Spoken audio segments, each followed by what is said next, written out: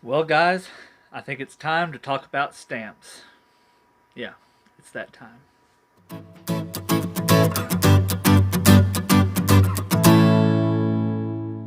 So, welcome back to PoorBoy Disc Golf, and today we're going to talk about stamps. It's going to be more on the side of the types of stamp you're going to run into while you're dyeing disc. There's 5 major types, and we're going to get to every one of them. But before we do this, I want to give a big shout out to Northwest Arkansas Dynamic Disc Store over in Springdale, Arkansas. Matt and Bear and the rest of the staff's killing it with their disc selection, especially the used disc selection. This is one of them I picked up. Most discs are $10, $8 if they're a tournament stamp. Great disc. Big selection. Go check them out if you're over that area. But let's get into it, and let's do the 5 types of stamps that you're going to come across while you're dyeing disc. So the first type of stamp that you're going to come across while you're dyeing is the stamps that are too pretty or too cool to dye. Or to wipe, I should say. So the disc, they're pretty cool. They already got burst color, whatever. But these are the ones that if you dye over, you don't really want to get rid of the stamp. Give you an example. This one is the Lake Claiborne Championship. Pick this up. It's a Maverick. And it's just really cool. It's got a guy throwing a disc through the woods, out in the water. Or towards the water, I should say, the little basket. Yeah, it's too pretty of a disc to take off. I wouldn't take it off. Another one is from the vintage Disc Golf Open 2019. It's got like a little Volkswagen and a little old TV set. It's just too cool to wipe off. I don't want to get rid of the stamp, so I'll just dye over it. That's a good option. If it's a really cool design and you don't want to take it off, well then don't. It's your disc to dye. You can leave it on and just dye over it. Now the second one that you're going to come across is the stamps that don't wipe off very well. Give you an example. It's this one. It's a pretty disc and everything. It's just I didn't want to keep the stamp because it's a little bit too busy for just doing a simple dye on it. But I tried for like 10 minutes and I don't want to get any more acetone than I have to. Acetone will eat these discs and scar them pretty bad if you use too much of it on there. So it's something, if it doesn't come off in the first couple of tries, then it's not going to come off, and it's one of those discs where you just got to bite the bullet, dye over it, and hope that it looks good, and hope that somebody will want it. Luckily, this one's pretty cool. It's got that real shiny shimmer. It's got a big old train on it, the Port City Open from Shreveport, Louisiana. So yeah, that's pretty cool. But it's just one of them discs that you're not going to be able to get the stamp off, which that's okay. You can do cool stuff around it. You can spin dye over it. You can do other things. Now using the acetone on it will get some of the color on it now that it doesn't have that protective layer on top I've stripped that of it. So that's the second one that you're going to run into. So the third one that you're going to run into is the ones that come off great. They come off clean like this one. Nothing's left. There's nothing there. It's a clean canvas.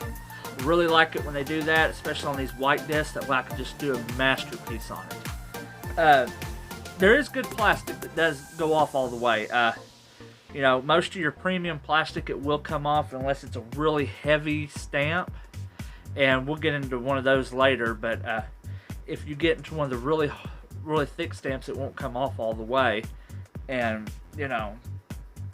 and everything. But usually it will come off, and if it does, it's a clean slate. You can do whatever you want, have free range artistic design on it. Fourth stamp that you're going to come across is the dreaded ghost stamp. It's kind of hit or miss on these, and it really depends on what kind of disc dyer you really are. As you can see, this one, it's got the ghost stamp. It looks good from afar and you can't really see it as good until you bring it up close and you start noticing it. This did have a very thick stamp on it. It took about 3 cotton swabs to get it off. and it still has the, you can still feel it too.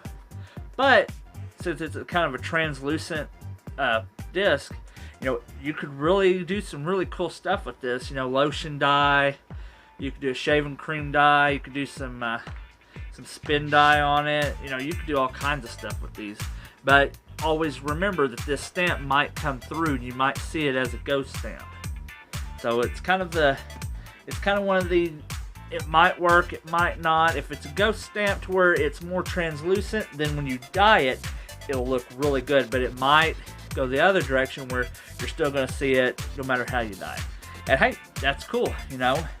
Some people don't care as long as it's got a really cool design on top of it. Now, the fifth one that you're going to run into is something that I've only seen really with Innova.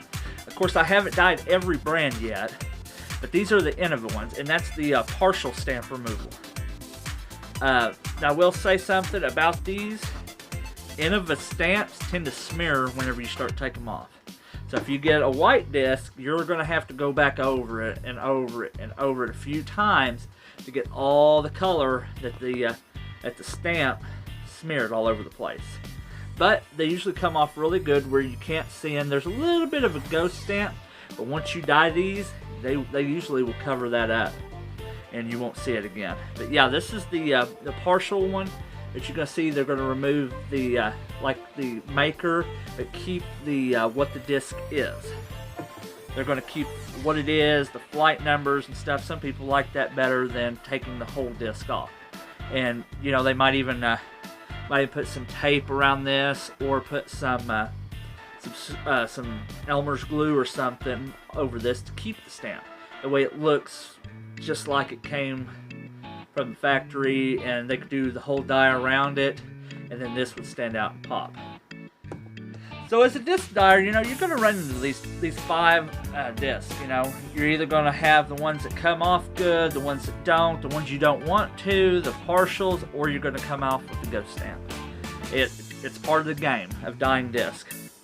I've done quite a few that you know, ghost stamped and they still came out good. Some that was partial that was really good. Some that they come off clean that was really good. And I've gotten some that had the stamp and it was just too pretty to take off, so I would just dye over it and it looked really cool. Yeah, I hope you like this video. I hope it helps you. If you're thinking about dyeing a disc, go ahead and do it. This is the new beginning of the year.